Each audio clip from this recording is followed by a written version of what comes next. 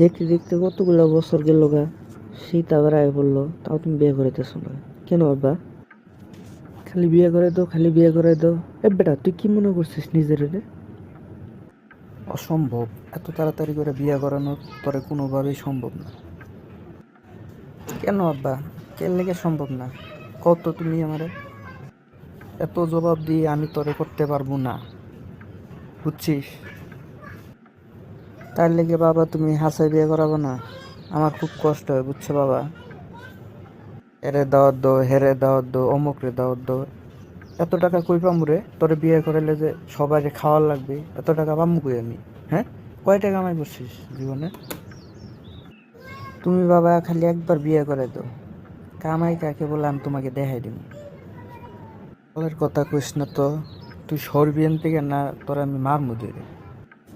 ঠিক আছে বাবা, আমিও তোমারে বিয়ে করে দেখাই নি আমি পারি কিনা না পারি।